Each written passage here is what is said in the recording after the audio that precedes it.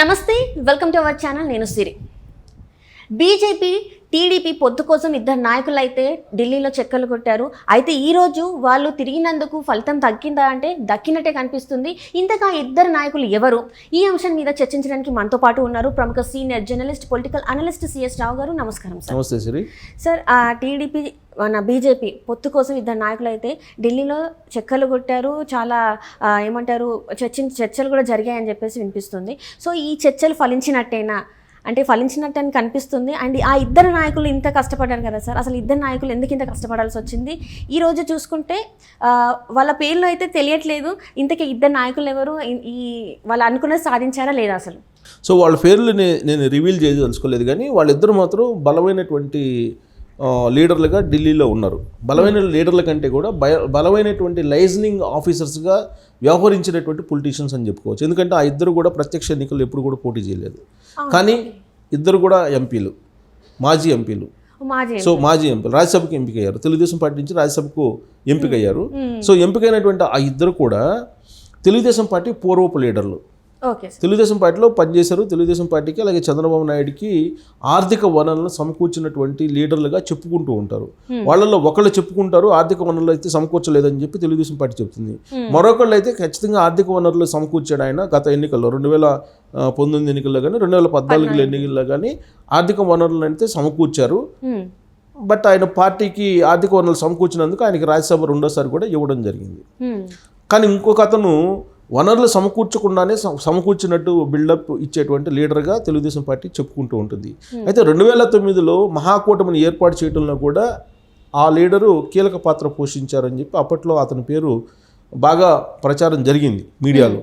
బహుశా నేను అనుకోవటం చూసేటువంటి వ్యూవర్స్ కూడా అర్థమైపోయి ఉంటుంది ఆ లీడర్ ఎవరనేది. 2009లో మహాకూటమిని ఏర్పాటు చేయడంలో అంటే టీఆర్ఎస్ పార్టీని, తెలుగుదేశం పార్టీని అలాగే వామపక్షాలని కలిపే దాంట్లో ఆ లీడర్ చాలా కీలకమైనటువంటి పాత్రను పోషించారు. కేసీఆర్ తోటి లైజనింగ్ జరిపి 2009 ఎన్నికల్లో టీఆర్ఎస్ పార్టీకి, తెలుగుదేశం పార్టీకి, వామపక్షాలకి ఒక పెద్ద మహాకూటమిని ఏర్పాటు చేయడానికి ఆయన లైజనింగ్ చేశారు. ఆయన వల్లే తెలుగుదేశం పార్టీ ఆ ఎన్నికల్లో ఓడిపోయిందని కూడా తర్వాత అపవాదుని ఎదుర్కొన్నాడు ఆయన.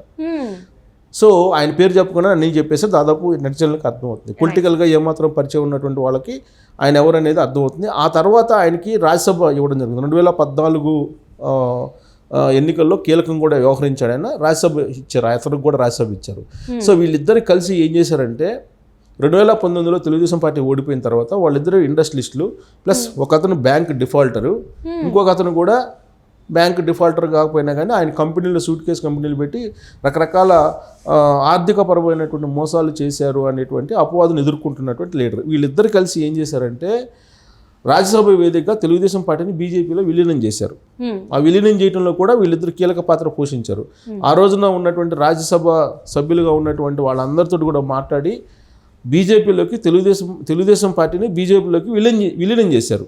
అంటే అసలు తెలుగుదేశం పార్టీ లేకుండా చేశారు అక్కడ రాజ్యసభలో, అంటే విలీనం చేశారు తెలుగుదేశం పార్టీని.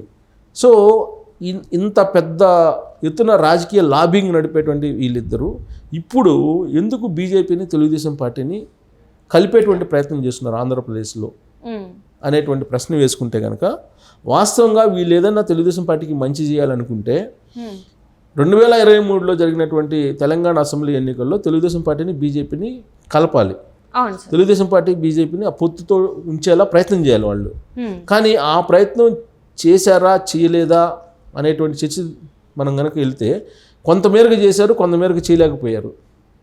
అంటే వాళ్ళు చేసినటువంటి ప్రయత్నాలు, వాళ్ళు చేసినటువంటి లైజనింగ్ ఫలించలేదని చెప్పుకోవచ్చు తెలంగాణలో. కానీ ఆంధ్రప్రదేశ్కి వచ్చేటప్పటికి మాత్రం వాళ్ళు చేసినటువంటి లైజనింగ్ ఫలించింది అని చెప్పుకోవచ్చు. ఎందుకంటే ఫలించబట్టే ఇప్పుడు చంద్రబాబు నాయుడు ఢిల్లీ వెళ్తున్నారు. ఢిల్లీ వెళ్ళి నడ్డా, అమిత్ షా తోటి కలవబోతున్నారు. పొత్తుకు సంబంధించినటువంటి వ్యవహారాన్ని ఒక కొలిక్కి తీసుకొచ్చేటట్టు ఫైనల్ తీసుకొచ్చే ప్రయత్నం జరుగుతుంది. ఈ క్రమంలో వాళ్ళిద్దరూ చేసినటువంటి ప్రయత్నం కొంతమేరకు ఆంధ్రప్రదేశ్లో అయితే సక్సెస్ అయిందని చెప్పుకోవచ్చు. అంటే ఎందుకు కారణం ఏంటి? బీజేపీ వాళ్ళకి ఇక్కడ పెద్దగా తెలుగుదేశం పార్టీ పొత్తు అవసరం లేదని చెప్పి అనుకున్నారు తెలంగాణలో. అందుకే బీజేపీ వాళ్ళిద్దరు లైజనింగ్ని పక్కన పెట్టేసింది. కానీ ఆంధ్రప్రదేశ్కి వచ్చేటప్పటికి ఖచ్చితంగా తెలుగుదేశం పార్టీ తోటి పొత్తు అవసరం లేదంటే ఉనికే ఉండదు. 100 కన్నా తక్కువ ఓట్లు వచ్చే అవకాశం ఉంది బీజేపీకి ఆంధ్రప్రదేశ్లో సర్వేలు చెప్తున్నాయి. సో ఇలాంటి పరిస్థితుల్లో ఎంతో కొంత బీజేపీ యొక్క ఉనికిని కాపాడుకోవాలంటే తెలుగుదేశం పార్టీతో కలిసి వెళ్ళాలి. కాబట్టి బీజేపీ వాళ్ళు వీళ్ళిద్దరు లైజనింగ్ ఎప్పటి నుంచి చేస్తున్నారు కాబట్టి సై అన్నారు. ఓకే. సో దాంతో బీజేపీ తెలుగుదేశం పార్టీ పొత్తు కన్ఫర్మ్ అయిపోబోతుంది.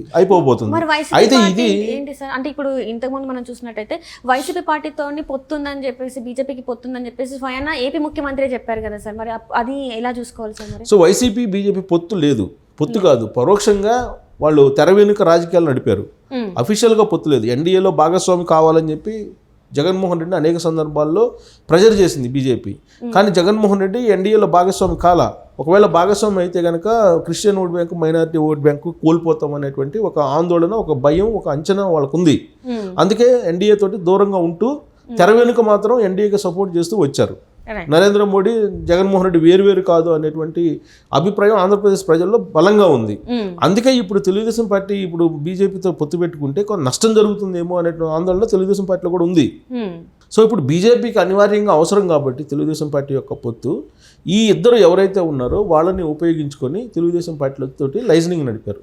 వీళ్ళంత ఎక్కువగా ఒక 6 ఎంపీలని 12 మంది ఎమ్మెల్యేలు తీసుకోవాలనేటువంటి ప్రయత్నం. 100 కంటే తక్కువ వచ్చినటువంటి పార్టీకి 6 ఎంపీలు 12 ఎమ్మెల్యేలు ఇవ్వటం అంటే మాటలు కాదు. అంటే తెలుగుదేశం పార్టీని ఈ ఇద్దరు లీడర్లు ఎవరైతే ఉన్నారో వాళ్ళు బీజేపీకి తాకట్టు పెడుతున్నారు వాళ్ళ స్వప్రయోజనాల కోసం. కారణం ఏంటి? వాళ్ళు 2019లో తెలుగుదేశం పార్టీ ఓడిపోయిన తర్వాత కేంద్రంలో బీజేపీ రెండోసారి అధికారంలోకి వచ్చిన తర్వాత వాళ్ళ యొక్క ఆర్థికపరమైనటువంటి సేఫ్టీ కోసం వాళ్ళు బీజేపీలకు మారారు. బీజేపీలో మారి తెలుగుదేశం పార్టీకి సంబంధించినటువంటి ఎంపీలను కూడా కొంతమందిని కలుపుకొని బీజేపీలో విలీనం చేసినటువంటి లైజనింగ్ ఆఫీసర్లుగా ఉన్నారు వీళ్ళు. వీళ్ళు ప్రత్యక్ష ఎన్నికల్లో కానీ ప్రత్యక్షంగా ప్రజలకు కానీ చాలా మందికి తెలియదు. ఒక కేడర్కి తప్ప, కేడర్కి లీడర్లకు తప్ప వీళ్ళు ఎవరికి తెలియదు. వీళ్ళిద్దరు ఇప్పుడు ఏం చేస్తున్నారు? బీజేపీ యొక్క మేలు కోసం, బీజేపీ యొక్క సంకేతాలతోటి తెలుగుదేశం పార్టీని ఒప్పించేటువంటి ప్రయత్నం చేస్తూ ఉన్నారు. ఆల్మోస్ట్ ఒప్పించేటువంటి ప్రయత్నంలో భాగంగా ఒక కొలిక్కి వచ్చింది. చంద్రబాబు నాయుడు ఢిల్లీ వెళ్తున్నటువంటి క్రమంలో వాళ్ళిద్దరి ద్వారానే ఈ మొత్తం వ్యవహారం కొలిక్కి రాబోతుంది. సో వాళ్ళిద్దరు చేస్తున్నటువంటి పని కారణంగా తెలుగుదేశం పార్టీ నష్టపోతుంది అనేది తెలుగుదేశం పార్టీలో ఉండేటువంటి వాళ్ళే చర్చించుకుంటున్నారు. వాళ్ళు ఎందుకు చేస్తున్నారో ఆ విధంగానంటే అమరావతి ప్రాజెక్టు కోసం, అమరావతి ప్రాజెక్టులో వాళ్ళు ఏదో కొన్ని పెట్టుబడులు పెట్టారని వాళ్ళ మీద ఆరోపణలు ఉన్నాయి, అపవాదులు కూడా ఉన్నాయి. సో అమరావతి రాజధాని కావాల్సిందే. సరే, వాళ్ళ స్వార్థ ప్రయోజనాలు ఎలా ఉన్నా కానీ అమరావతి రాజధాని కావాల్సిందే, అమరావతి నిర్మాణం కావాల్సిందే.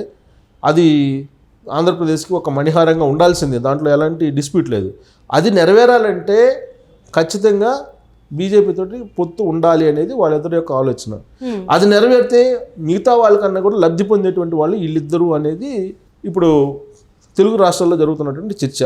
సరే, వాళ్ళ స్వార్థ ప్రయోజనాలు ఫస్ట్, ఆ తర్వాత రాజకీయపరమైన ప్రయోజనాలు, ఇవి వాళ్ళకి కావాల్సింది. సో కాబట్టి ఆ ఇద్దరు ఏం చేస్తున్నారంటే ఇప్పుడు తెలుగుదేశం పార్టీని బీజేపీని కలుపుతూ ఉన్నారు. సో ఆ కలయిక 2009లో ఏ విధంగా అయితే మహాకూటమిని కలిపి నష్టం చేకూర్చారో తెలుగుదేశం పార్టీకి, ఆ విధంగా ఇప్పుడు తెలుగుదేశం పార్టీకి నష్టం చేకూరుస్తారా? బీజేపీ దగ్గర తాకట్టు పెట్టి తెలుగుదేశం పార్టీని, లేదంటే నిజంగానే అమరావతి రాజధాని నిర్మించి ఒక మణిహారంగా ఆంధ్రప్రదేశ్ని తీర్చిదిద్దేటువంటి ప్రయత్నంలో భాగంగా వాళ్ళిద్దరు ప్రయత్నం చేస్తున్నారా అని అంటే, గతంలో పడినటువంటి మచ్చలు వీళ్ళిద్దరు తుడుపుకోవడానికి ఇదొక అవకాశం.